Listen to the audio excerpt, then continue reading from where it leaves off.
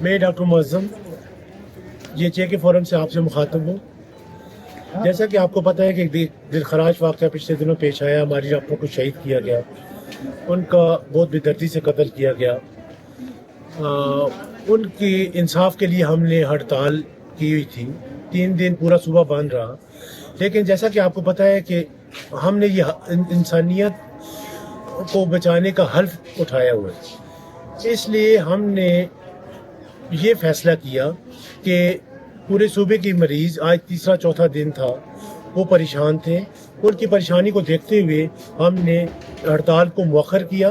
اور ساتھ ساتھ میں یہ بھی بتانا چاہوں گا کہ ہیلتھ منسٹر صاحب نے جو ہماری ڈیمانڈز تھیں وہ ساری ڈیمانڈز انہوں نے ہمارے مطالبے کے مطابق انہوں نے پوری کر لی. اور جیسے کہ G I T, anti terrorist code وغیرہ کی ساری چیزیں ہماری مان لی گئی ہیں کہ ان کا انشاءاللہ سوئفٹ جلدی ٹرائل ہوگا. تو یہ وجوہات تھی جس وجہ سے ہم نے یہ ہڑتال کو مؤخر کیے. ہم جی آئی ٹی کی رپورٹ آنے تک اس ہڑتال کو مؤخر کرتے ہیں. یہ بات یاد رکھیں کہ ہم اس کیس کو پرسو کر رہے ہیں اور انشاءاللہ پرسو کرتے رہیں گے. میں آپ سب لوگوں کو, ساری سوسائٹی, سول سوسائٹی تنظیمات, سارے لوگوں کو یہ پیغام دینا چاہوں گا کہ آپ ہمارے ساتھ اسی طرح کھڑے رہیں. انشاءاللہ ہم انصاف لے کے رہیں گے. غلطیاں شروع میں بہت ہوئیں, لیکن انہوں نے چیزوں کو سپیڈ اپ کروا کے ہمارے مطالبات منظور کیے.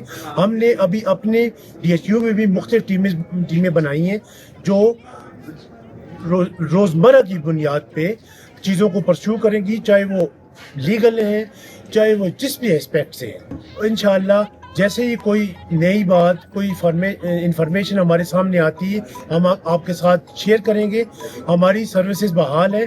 ہاں, ابھی ہم دیکھ رہے ہیں کہ علامتی طور پر روزانہ بولیں اور ہم بھی نہ بولیں, روزانہ 10-20 منٹ, آدھا گھنٹے کی ہم علامتی ہڑتال جاری رکھیں گے. لیکن سروسز ساری ریزیوم ہو چکی ہیں. الیکٹیو سروسز, او پی ڈیز کھل چکی ہیں.